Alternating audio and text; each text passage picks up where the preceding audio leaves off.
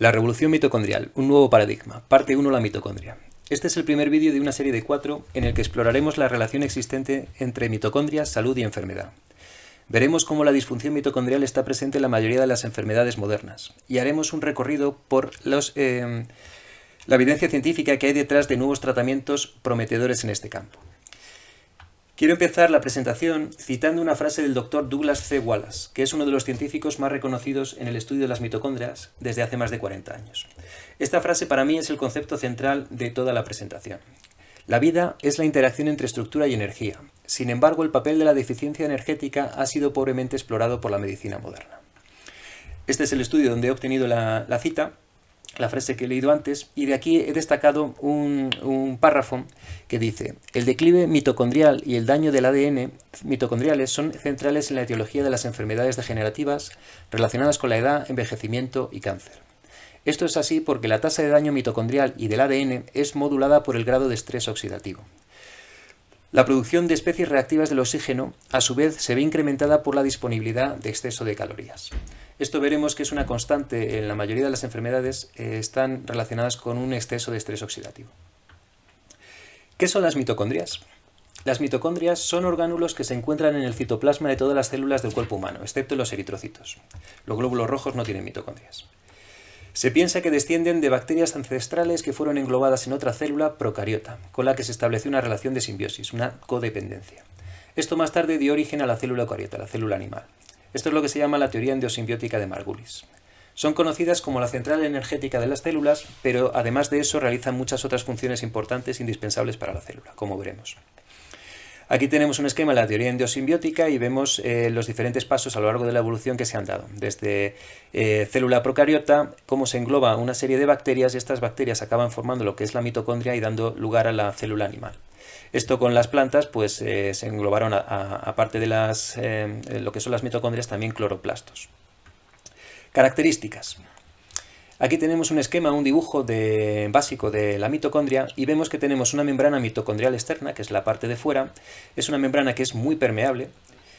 Un espacio intermembrana, que es el espacio siguiente que tenemos aquí, que tiene una composición similar al citosol, precisamente por esa permeabilidad de la membrana mitocondrial externa.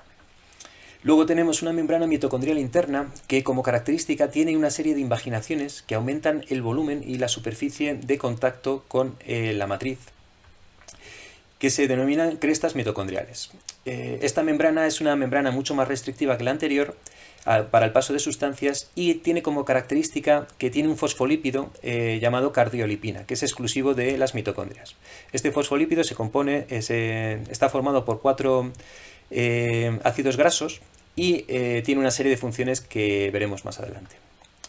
Luego tenemos la matriz mitocondrial, que es el equivalente al citoplasma celular en la parte interior, y aquí es donde se producen las principales reacciones metabólicas de la mitocondria. En la membrana mitocondrial externa tenemos las porinas mitocondriales, que son proteínas que están en alta proporción en esta membrana, que permiten el paso de sustancias a través de ellas. Son dependientes de voltaje.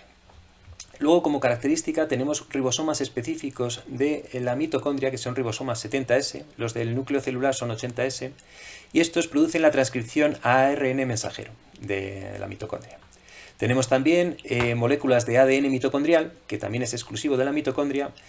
Deciros que este ADN es heredado solo a través de la madre, es un ADN muy conservado a lo largo de la evolución y tiene como características parecidas a las bacterias, que es circular, no está asociado a histonas, con lo que no forma cromatina y se compone de varias moléculas, que puede ser en número muy variable.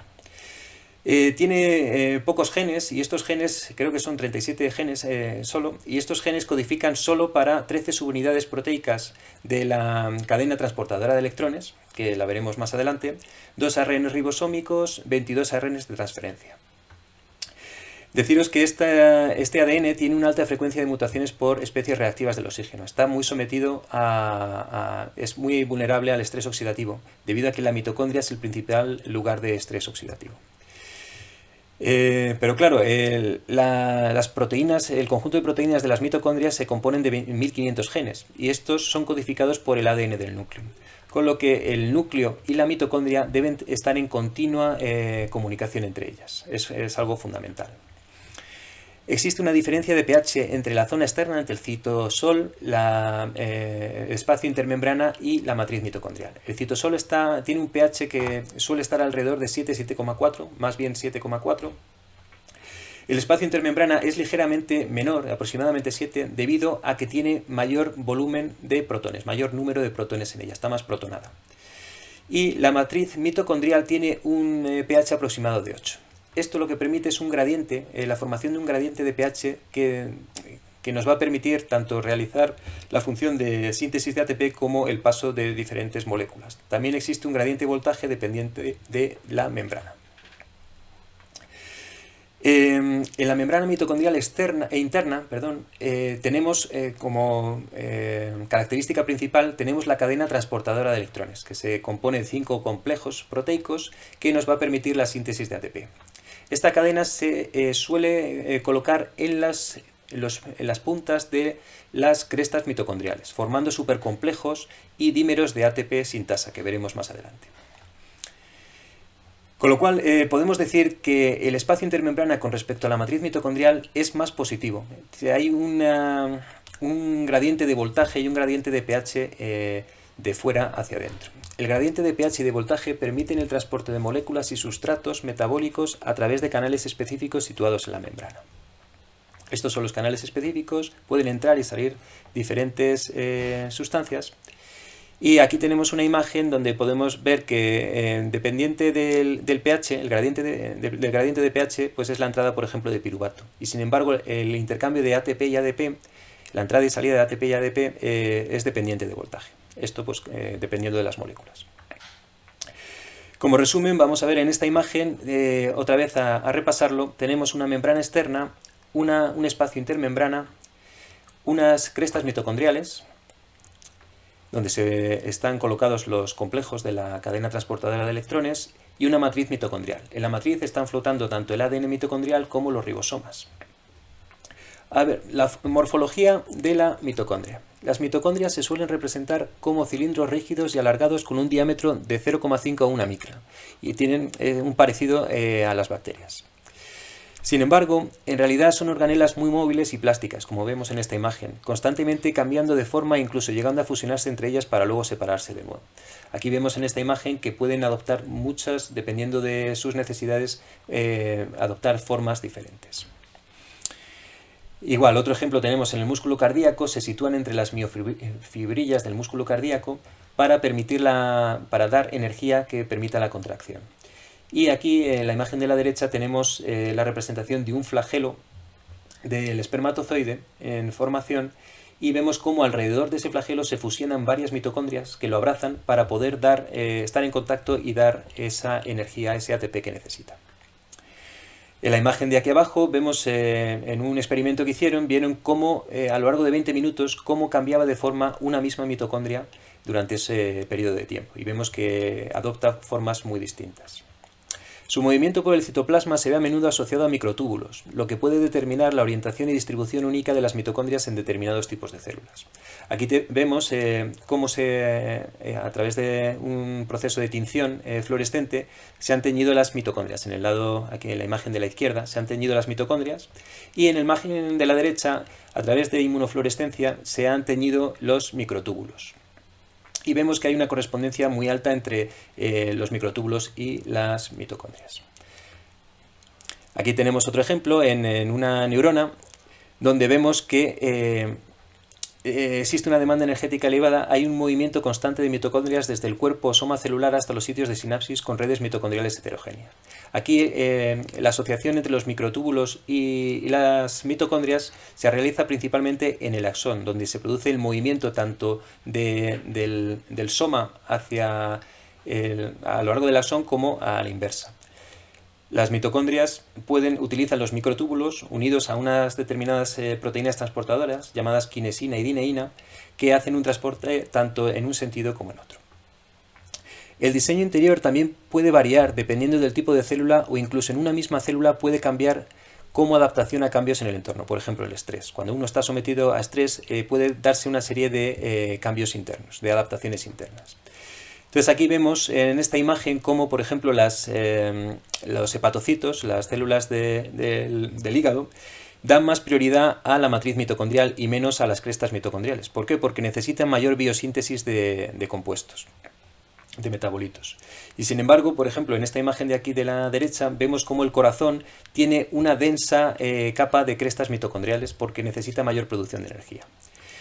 Entonces, pues bueno, la mitocondria va a tener que dar prioridad a mayor volumen de matriz o mayor volumen de crestas, si estas crestas van a ser planas o curvas, si son dinámicas o estáticas, conectadas o aisladas. Las mitocondrias forman redes mitocondriales, se distribuyen formando redes mitocondriales que varían dependiendo del tipo de célula y optimizan así su función. Aquí podemos ver diferentes ejemplos. Puede necesitar muchas redes con muchas mitocondrias, otras con menos, redes que estén conectadas o desconectadas, que sean dinámicas o estables o que tengan una distribución espacial concreta.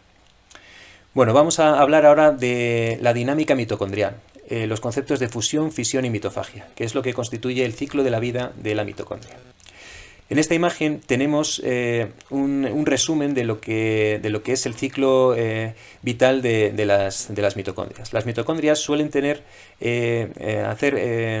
fusionarse unas con otras, formando diferentes estructuras y por diferentes razones. Y a lo largo de su vida van a fusionarse y a fisionarse varias veces. Muchas veces, cuando una parte de la mitocondria está dañada, esto se fisiona, se extiende de esa parte del resto del complejo y pasa a un proceso de mitofagia, que es la degradación de esa mitocondria. A través de unos procesos enzimáticos llega a los lisosomas que la acaban digiriendo y reciclando. Aquí tenemos otro ejemplo, otra imagen, donde dos mitocondrias se fusionan y a lo largo del tiempo empieza a tener una serie de daños por estrés oxidativo, y estos daños hacen que parte de esa mitocondria, la zona dañada, se extienda, un proceso de fisión, y esa parte que está dañada acaba siendo englobada por los fagosomas y los lisosomas acaban degradándola del todo. ¿Cuántas mitocondrias hay en las células? De promedio, lo que dicen los estudios es que de promedio hay alrededor de 100 mitocondrias por célula. Pero claro, esto es muy variable porque dependiendo de las células. Hay células, como hemos dicho antes, los eritrocitos, que no tienen mitocondrias, pero luego hay células con mayor demanda energética, como los hepatocitos del hígado, que tienen entre 1000 y 2000 mitocondrias. O los riñones, que tienen también un número variable porque se componen de varios tipos de células, pero que también tiene alta demanda energética. El corazón tiene alrededor de 5000, el ovocito tiene entre 100.000 y 600.000, y en el cerebro, en el encéfalo, tenemos una zona de alta demanda energética, una zona que se llama la sustancia negra, la pars compacta, que puede tener hasta 2 millones de mitocondrias. El resto de los tejidos y de células están en valores intermedios.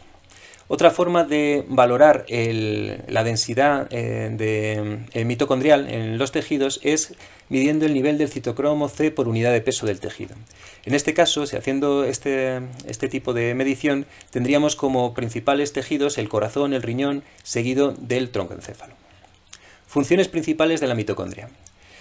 Como hemos dicho antes, la mitocondria, su función principal, por lo que es más conocido, es la respiración celular, la producción de ATP. También realiza el ciclo de Krebs, donde acaba teniendo como resultado los donantes de electrones NADH y FADH2, metabolismo de los carbohidratos, la gluconeogénesis, que también se realiza en el citoplasma, síntesis de cuerpos cetónicos, principalmente en el hígado, metabolismo de las grasas, la beta-oxidación de ácidos grasos, el ciclo del folato, lo que se denomina el metabolismo de un carbono, que también se produce en el citoplasma y en el núcleo. El ciclo de la urea, hay una parte que se realiza en el citoplasma. Homeostasis del hierro, esto es una parte bastante importante, con la síntesis de los grupos hemo y de los centros de hierro-sulfuro. También en el citoplasma se produce una parte. Regulación del ciclo celular, la señalización por especies reactivas del oxígeno, también con señalización del calcio. La termogénesis, que es a través de la termogenina, por ejemplo, que son una proteína desacoplante. La replicación del ADN mitocondrial, la síntesis de proteínas mitocondriales, como hemos visto antes. homeostasis del calcio, también esto es una función muy importante. Regulación de la apoptosis, del proceso de muerte celular programada, a través de, bueno, tiene una serie de mecanismos, entre ellos es que se libera el citocromo C al citosol y esto activa las caspasas, que activan una serie de cadenas de secuencias que llevan a la apoptosis. Síntesis de biomoléculas, esta es una función importantísima de la matriz mitocondrial, donde tenemos síntesis de varios precursores metabólicos, síntesis de colesterol, nucleótidos, glutatión y melatonina. Como veremos más adelante, la melatonina es muy importante para la mitocondria y para las células en general. Luego tiene la función, que también es muy conocido por ello, función de antioxidante y de reciclaje de moléculas.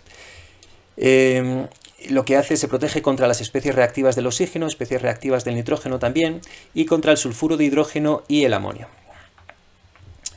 Aquí tenemos en otro estudio pues, una imagen donde hacen un resumen de esas funciones.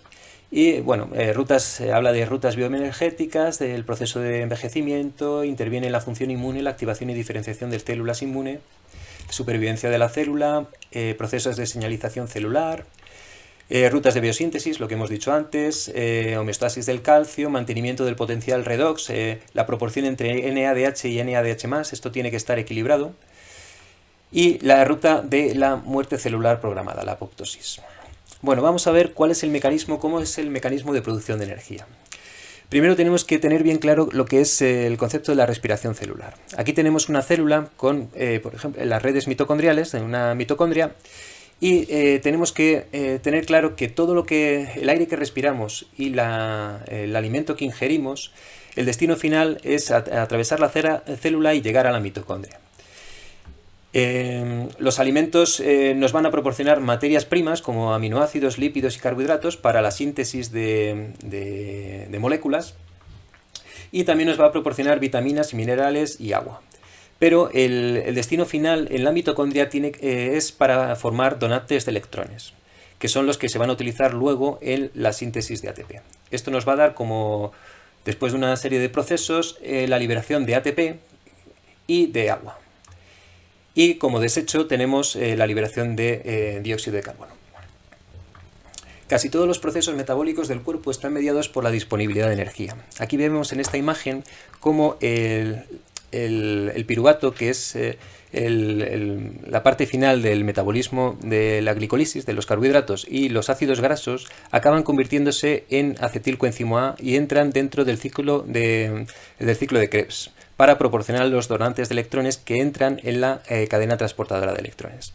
Esto, por otro lado, aquí lo vemos, por otro lado, el oxígeno, como vemos aquí en la parte de la izquierda, tiene que entrar también en la mitocondria y llegar a la cadena transportadora de electrones para, en el complejo 4 de la mitocondria, poder reducirse a agua. Estos electrones que son transportados es el último aceptor de electrones que acaba reduciéndose a agua. Esta función es importantísima porque si estos electrones acaban sin reducirse completamente a agua, da lo que se conocen como estrés oxidativo. Todo esto, el objetivo es la producción de ATP, y este ATP sale de la mitocondria y realiza luego sus funciones. Aquí tenemos la imagen de la izquierda, un mayor resumen de esto, donde vemos que los donantes de electrones pasan de un estado reducido a un estado oxidado y van pasando estos electrones que, por un proceso de conversión de energía, permite que la síntesis de ATP. Desde el ADP se sintetiza. Bueno, en esta imagen vemos un ejemplo de lo que sería un proceso básico de combustión que libera energía, y cómo eso dentro de la cadena transportadora de electrones, este paso de electrones lo que va a hacer va a ser condensarse en otro modo de energía, condensarse en una forma de lo que es el ATP. Aquí vemos la cadena transportadora de electrones, que está formado por 5 complejos, donde los donantes de electrones, el NADH y el FADH, entran en el complejo 1 y el complejo 2 respectivamente. Esto libera los electrones, y el complejo 1 bombea protones al espacio intermembrana, bombea una serie de protones, y los electrones van pasando a lo largo de la cadena. El siguiente aceptor de electrones es la coenzima Q10, la ubiquinona, que los pasa al complejo 3, y del complejo 3 va al citocromo, hasta llegar al complejo 4. Complejo 4 podemos decir que recibe el nombre de citocromo C oxidasa. Podemos decir que es el factor limitante de toda esta secuencia, debido a que es el aceptor final de electrones y el que realiza la unión del oxígeno, la reducción del oxígeno a agua. Decimos que es el factor limitante porque dependiendo del volumen, de la cantidad de citocromo C que tenga el organismo, así podremos producir mayor o menor energía. Todos los procesos, todo este proceso en condiciones normales se estima que entre un 0,4 y un 4% del oxígeno acaba sin ser completamente reducido a agua. Y esto da como resultado la producción de especies reactivas del oxígeno. Aquí es donde interviene la capacidad antioxidante de la mitocondria para conseguir neutralizar estas radicales libres. Luego, otro concepto que tenemos que tener claro es que existen una serie de proteínas llamadas proteínas desacoplantes, las UCPs, que lo que hacen es desconectar, impedir la producción de ATP si no lo necesita el cuerpo y en lugar de eso producir energía térmica, lo que es calor, para conseguir mantener el equilibrio térmico del organismo. Por lo tanto, en un animal endotérmico la eficiencia de acoplamiento determina la proporción de calorías utilizadas por la mitocondria para realizar trabajo frente a las que mantienen la temperatura corporal. Esto tiene que estar en un constante equilibrio. Va a haber zonas o va a haber momentos en los que se va a dar más prevalencia a las UCPs y menos a lo que es la cadena transportadora de electrones como tal. El complejo 5 de la mitocondria recibe el nombre de ATP sintasa y está formado por dos partes proteicas principales. Una es el rotor, que es el que, como dice la palabra, gira, y el estator. El rotor de la ATPasa puede rotar a unas 130 revoluciones por segundo. Y hay que tener en cuenta que en condiciones óptimas cada giro completo puede producir hasta 3 moléculas de ATP. En la realidad no se producen 3, pero en teoría sí que se podrían producir en cada giro completo 3 moléculas de ATP. Esto da lugar a que se produce una cantidad enorme de ATP. Se estima que una persona como media puede producir el equivalente a su peso en ATP. En condiciones de reposo, en el metabolismo basal, se estima que hay unos 40, se estima en unos 40 kilos de ATP. Esto varía según los diferentes autores. La relación entre la síntesis de ATP o la hidrólisis del ATP puede ser reversible si es necesario. El rotor lo único que tiene que hacer es invertir el giro y pasa de sintetizar ATP a descomponerlo, a hidrolizarlo para generar más ATP. Porque el ATP y el ADP deben estar también en un equilibrio. La ATP sintasa puede bombear protones hasta 60 veces más fuerte que un motor diésel del mismo peso. Esto es un ejemplo para ver la potencia enorme que tienen estas moléculas. Bueno, aquí tenemos una imagen donde podemos ver los supercomplejos de la cadena transportadora de electrones, cómo se forman en las crestas mitocondriales. Forman supercomplejos de los 4 primeros complejos de la cadena y luego hay dímeros de ATPasa en las puntas de esto. Aquí tenemos otro dibujo donde salen los supercomplejos puestos en las crestas mitocondriales. Deciros que estas crestas mitocondriales, cuanto más estrechas sean, cuanto esto esté más unido, más eficiencia energética tendrán. Con lo cual, dependiendo de los requerimientos de la célula, van a ser crestas más cerradas o más abiertas. Cuanto más cerradas son, menor producción de estrés oxidativo tiene cuando produce energía. Bueno, melatonina y mitocondrias. Hasta hace solo unos años se creía que la melatonina era algo exclusivo de la glándula pineal y que su síntesis se relacionaba principalmente con el sueño y el ciclo circadiano. Sin embargo, esto no es así. Se ha descubierto que la melatonina está presente en todos los tejidos, debido a que se sintetiza en las mitocondrias de todas las células. La glándula pineal representa menos del 5% del total producido en el cuerpo. Lo que sí que es verdad que la glándula pineal sí que es el primer órgano secretor de melatonina y es sintetizado en las mitocondrias por los pinealocitos, debido a que todos los tejidos sintetizan melatonina, pero hay pocos que son secretores. Entonces la glándula pineal sí que es la principal secretora al torrente sanguíneo de melatonina. Múltiples son las funciones que desempeña la mitocondria en la mitocondria y en la célula. Aquí tenemos en esta imagen las funciones principales que desempeña la célula. Entonces, tienes el control del ritmo circadiano, que esto sí que es lo que hace principalmente la glándula pineal, regulación de la liberación de hormonas, cardioprotección, neuroprotección, regulación del metabolismo, modulación de las sirtuinas, que son unas proteínas acetilasas, la mitofagia y la autofagia, supresión de la disfunción mitocondrial, modulación de las respuestas de estrés del retículo endoplasmático, tiene un efecto de supresión de tumores, supresión de la inflamación e inmunomodulación. O sea, realiza un montón de funciones fundamentales para la célula. Y las principales funciones dentro de la mitocondria pues es como parecidas a las que hemos visto antes. Mayor producción de ATP, reduce el flujo de oxígeno, reduce el potencial de membrana, la producción de especies reactivas del oxígeno, reduce la sobrecarga de calcio, aumenta las dinámicas mitocondriales y la formación de redes, disminuye, esto se llama poros transitorios de permeabilización de la membrana. Esto lo que permite es la liberación del citocromo C. Entonces reduce esto, reduce la liberación del citocromo C, reduce el efecto Warburg, que es un efecto de formación preferentemente de energía a través de glicolisis, pero aunque esté en presencia de oxígeno. Es un efecto producido sobre todo en situaciones de hipoxia y en situaciones de enfermedad. Aumento de la cadena transportadora de electrones también. Disfunción mitocondrial. Bueno, hablemos ahora específicamente de lo que es la disfunción mitocondrial.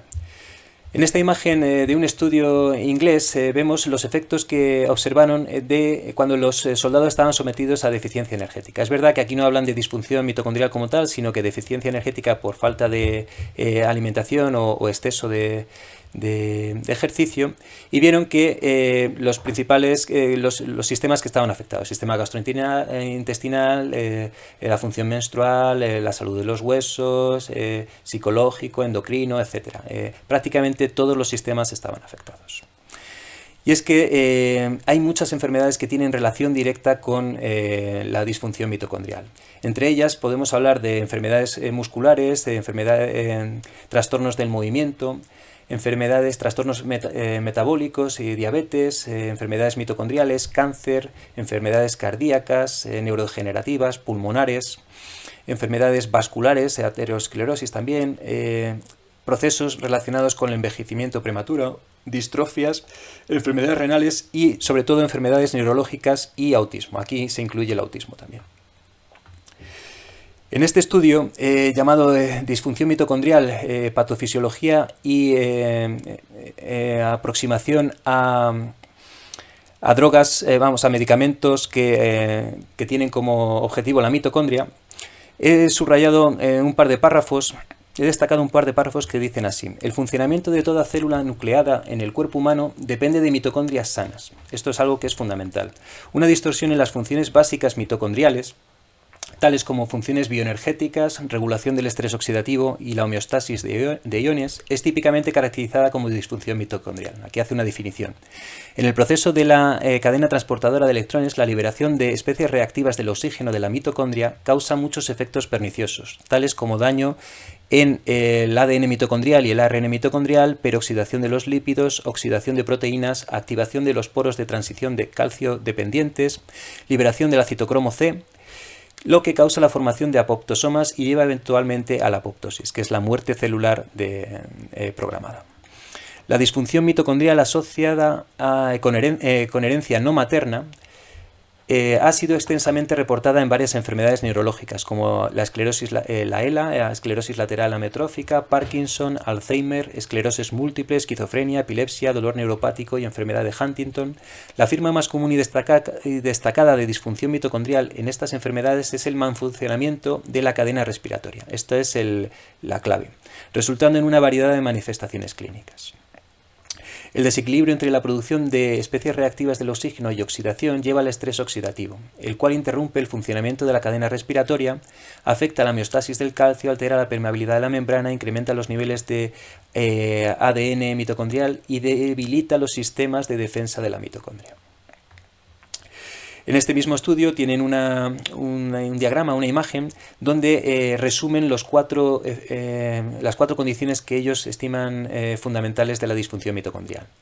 Y aquí tenemos elevados niveles de estrés oxidativo, bajos niveles de producción de ATP, que eso tiene como consecuencia que la membrana mitocondrial acaba desintegrándose, produce mutaciones, etc. Un desequilibrio del calcio y una activación de caspasas, que son las que llevan a la neurodegeneración, a la muerte celular de las neuronas y a las enfermedades neurodegenerativas. En este otro estudio, relacionado con la mitocondria y las infecciones y la inflamación, dice: las dinámicas mitocondriales y energéticas juegan un papel central en la señalización proinflamatoria, así que son organelas esenciales en el control de la inmunidad innata y la respuesta inflamatoria contra patógenos e infecciones. De entrada, tiene una función fundamental en la inmunidad innata y respuesta inflamatoria, pero claro, las mitocondrias tienen que estar bien. Si no están bien, van a dar respuestas inmunes desproporcionadas y respuestas inflamatorias desproporcionadas también. Ha quedado claro que la inflamación crónica y las enfermedades infecciosas afectan a la mitocondria, bien alterando las redes mitocondriales o bien promoviendo la excesiva e incontrolada producción de especies reactivas del oxígeno. La disfunción mitocondrial y el estrés oxidativo son mediadores de la respuesta inmune incorrecta, la alteración de los tejidos y el fallo orgánico. Por ello, son el blanco perfecto para controlar la enfermedad. En definitiva, lo que está diciendo es que la enfermedad crónica tiene un efecto directo sobre la salud de las mitocondrias. Y esta salud de las mitocondrias acaba dando una disfunción mitocondrial que ya de por sí vuelve a incidir sobre la enfermedad, a agravar la enfermedad crónica. Esto lo que hace es establecer un círculo vicioso muy complicado de resolver. Las terapias centradas en la mitocondria lo que buscan es mejorar o dar más fuerza o mejorar la mitocondria sana y ayudar en la disfunción mitocondrial para poder parar estos procesos, este círculo vicioso y acabar con la cronicidad de esta enfermedad. Bueno, en esta imagen ya como resumen vemos los diferentes sistemas o tejidos que están afectados por la deficiencia de ATP y por la disfunción mitocondrial. Aquí tenemos como tejido estrella el cerebro, donde nos dan los grandes problemas neurológicos. También se ve afectado el sistema muscular, el corazón, los ojos, el hígado, los riñones, el páncreas, la sangre, el oído interno y el colon, aunque pone aquí el colon, realmente es todo el sistema gastrointestinal. En otro estudio relacionaban la mitocondria con las funciones cognitivas superiores y ejecutivas y decían que las mitocondrias afectan a la función cerebral y la cognición. Aquí tenemos una imagen donde se ve que en situaciones de disfunción se adoptan este tipo de forma de unión de mitocondrias llamada forma de donut, y se asocia, tiene correlación a esta forma con el desempeño cognitivo, con peor memoria. Esto lo probaron en macacos, en monos, y vieron que los monos que tenían en la sinapsis tenían este tipo de formación mitocondrial tenían peores resultados. Esto mismo lo hicieron en otro estudio, en las que valoraban la memoria de trabajo. Igual vieron que dependiendo del tipo de la forma de la mitocondria, ahí podían ver que había más sinapsis, más botones dendríticos y más puntos de conexión, y cuando se formaban esta forma de donut es cuando había menos, se daban menos resultado. ¿Cómo mejoramos las mitocondrias? Bueno, ya para terminar, vamos a hablar de las diferentes alternativas terapéuticas para optimizar las mitocondrias. Esto lo vamos a ver en los siguientes vídeos, pero bueno, lo primero es el desarrollo de medicamentos específicos. Se está viendo un aumento de la investigación de nuevas moléculas que impacten sobre la mitocondria. Hablaremos en el próximo vídeo, en la parte 2, del azul de metileno en bajas dosis, que es una terapia bastante eficaz. Hablaremos de la fotobiomodulación, terapia de luz roja e infrarroja cercana. Es igual, lo hablaremos en la parte 3, es una terapia que se está demostrando mucha eficacia y muy pocos efectos secundarios. Hablaremos de la cámara hiperbárica en la parte 4, junto con las actividades que estimulan la mitomesis, el ejercicio físico, la sauna, etc. Hablaremos sobre la dieta, principalmente la dieta cetogénica y del ayuno intermitente, también en parte 4, y de la suplementación. ¿Cuáles son los suplementos más recomendados para esta disfunción mitocondrial? Bueno, con esto hemos terminado, espero que os haya gustado y nos vemos en el próximo capítulo, que hablaremos del azul de metileno. Muchas gracias y un saludo.